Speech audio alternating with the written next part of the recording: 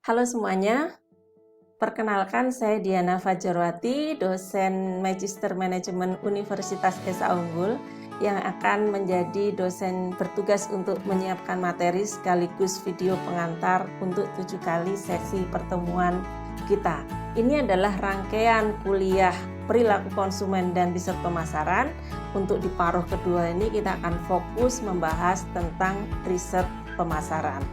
Riset pemasaran merupakan suatu area yang sangat dibutuhkan oleh bisnis saat ini.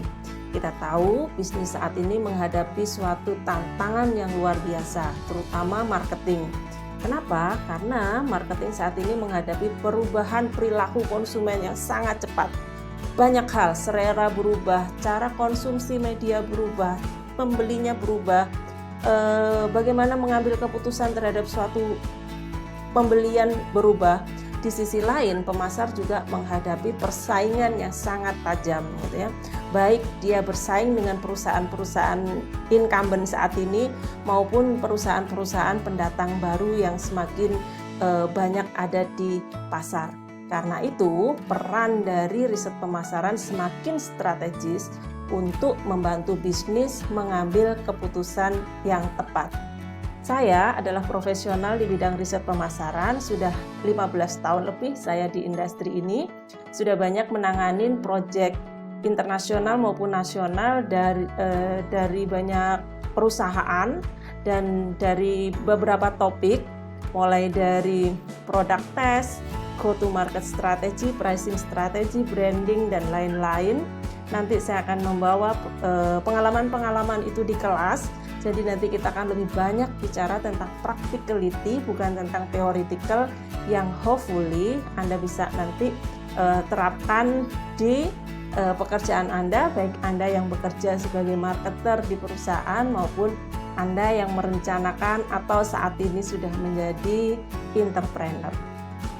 Kuliah ini ada 8 kali pertemuan, sehingga nanti kita akan punya 8 topik yang akan kita bahas dalam 8 kali pertemuan kita. Kita mulai dari pertemuan ke-8 tentang pengenalan apa itu market research, kemudian mendesain proposal research. Di pertemuan 10 kita akan berkenalan dengan kualitatif research yang digunakan untuk mengeksplorasi suatu problem.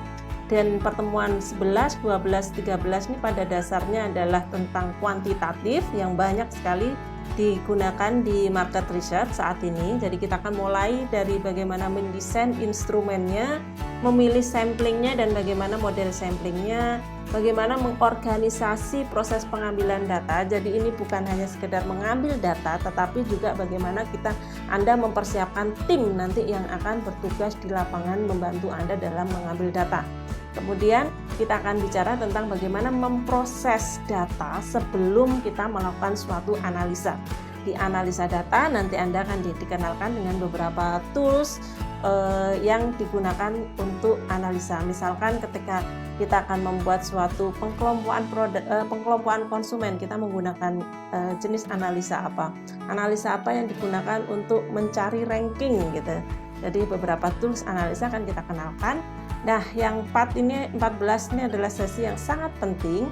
Setelah Anda menganalisa informasi, bagaimana Anda menarik suatu insight yang akan digunakan dalam pengambilan keputusan. Dan setelah itu nanti kita juga akan belajar bersama-sama bagaimana mempresentasikannya. Karena mungkin Anda tidak menggunakan data atau hasil finding itu untuk diri Anda sendiri, tapi Anda harus share ke kolega Anda, ke decision maker, ke klien mungkin gitu ya. Jadi bagaimana Anda bisa mempresentasikan yang buy-in ke stakeholder yang berkepentingan dengan riset ini. Hopefully ini semuanya Anda bukan hanya berbicara tentang theoretical, tapi kita juga bicara tentang praktikal di sini. Masing-masing materi nanti bisa Anda sama-sama pelajarin sendiri. Sudah kita siapkan ini di dashboard Anda. Ini adalah buku.